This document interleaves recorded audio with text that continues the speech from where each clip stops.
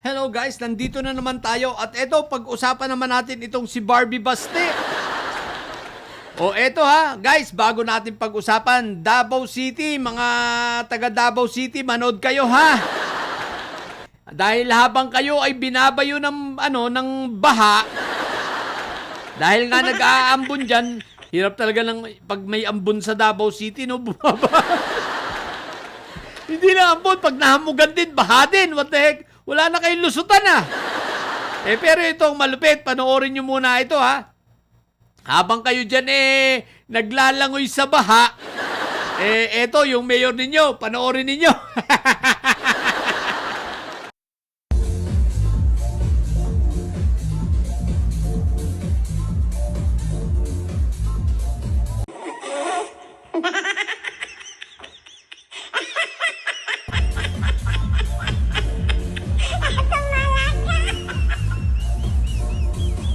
Oh, ayan!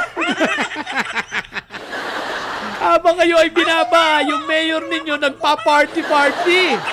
Nag-e-enjoy. O, di ba ga, walang pakialam sa inyo. O, di ba? Sabi ko sa inyo basta magkakaroon ng kalamidad, automatic aalis ang mga yan. Di ba? Dahil nga wala naman talagang malasakit sa inyo yung mga hinayupa kayo Nagkataon lang, sadyan tanga kayo dyan mga taga Davao City. Hindi naman lahat may 20% dyang matino. Palagay ko yung 20% dati nung eleksyon, baka nadagdagan na. Hopefully, sana mga 60% na yung matino dyan sa Davao, ano? At yung mga 40% na lang ang mga bobo. Di ba? Oh, yung mayor ninyo, isipin ninyo, pinababayaan kayo.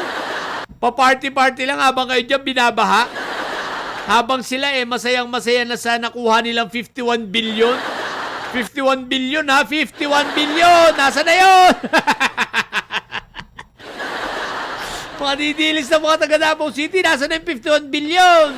Anyari na sa inyong flood control dyan. Ang yayabang nyo pa naman. Di ba, mala Singapore o ano nangyari? Anyari na! Pag umambon, binabaha kayo? Di ba? Pag umulan, dilubyo na. Hamog lang, binabaha kayo Di ba? Kaya kawawa ito mga inayupang rin. habang yung kanilang mga namumuno, andon sa The Hague, andon namamasyal, nagpa-party-party. Ibang klase yung mayor ninyo. Pinababayaan kayo. Isipin nyo may dilubyo dyan, may baha siya, party-party lang. Sa bagay, sabi naman ni Barbie Baste, okay lang yan kasi tanga naman yung mga tagasunod namin. Kaya baliwala lang yan. Kahit pagaguhin namin yung mga yan, kahit nakawin namin lahat ng pera ng Davao City, maniniwala pa din sa amin yan. Dahil nga mga bobo ang mga yan. Mga didilis, bobo daw kayo, sabi ni Barbie Baste. Lalo na si Inday Sayad, at tingin sa inyo bobong-bobo. Di ba? Na talagang kahit anong gawin nila, baliwala lang sa inyo, susunod na kasi ang mga bobo nga kayo. Di ba? Yan ang tingin sa inyo. O, kita nyo ngayon, isipin nyo, siya nagpa-party habang kayo binabaha. Siya nagpapakasaya, nagpapakalasing doon, di ba? Habang naghihintay pa ng mga lalaki, mukhang ano yun, hindi naman babae lahat na nandun. Siyempre, naghihintay yun ng kanyang boylet. Tapos, pinaglalaban nyo pa. Tuwa-tuwa pa kayo, mga inayupa kayo. Di ba? Tapos, yung Youthman, yung 51 billion ni Youthman, ayaw nyo hanapin. May flood control, 51 billion, pero binabaha. Mabuti pa sa Maynila. Di ba? Hindi na lumalaki ang baha. Kumbaga, konti-konti na lang tapos ang bilis pang mawala. Oh. Dyan sa Davao City, malapit na kayo sa dagat dyan, Ang laki na ng lupa ninyo dyan. Kakaunti ang tao. Di ba? Binabaha pa kayo. Alala ko tuloy, no? Binaha na nga kayo ng basura, binaha pa kayo ng tubig. Kumusta na nga pala basura nyo dyan? Kumusta na nga pala yung mga pinagtatapon yung basura dyan? Nangangamoy ba kayo, Davao City? Ang Davao City ngayon ang pinakamabahong lugar sa Pilipinas. Davao City na ngayon, isipin mo, nagkalat ang basura kung saan-saan.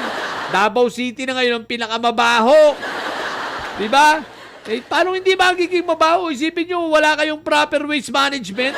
Isipin nyo, nagkalat lang ang basura sa lansangan. Kaya nung bumaha, bit-bit ng baha ang mga basura.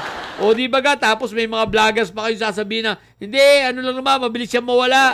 Okay lang yan, pag umulan, bumaba. Kailan pa laging okay ang baha, mga inayo pa kayo? Di ba? Ginawa niyong normal. Tanga-tanga talaga kayo. Di ba? O, ganyan kayo katanga. Kaya manatili yan. Tama lang sa inyo yan. Kaya lang, kawawa naman yung mga siguro mga ilang percent na ngayon, mas malaki na ngayon, nanadamay sa kabubuhan ninyo. Yung mga nagbagong buhay, kaya lang, ganyan talaga Hanggat hindi nyo papalitan ng mayor nyo dyan, walang katapusan ganyan mangyayari sa inyo. Diba? May pasingka-Singapore pa. Yun lang. Sa mga bubundidili siya at may side na nyo. Ang tatay nyo ay preso, ang BP nyo ay bobo. Natili kayo mga bobo at may side sapagkat ang may side ay laging high blood. Bye!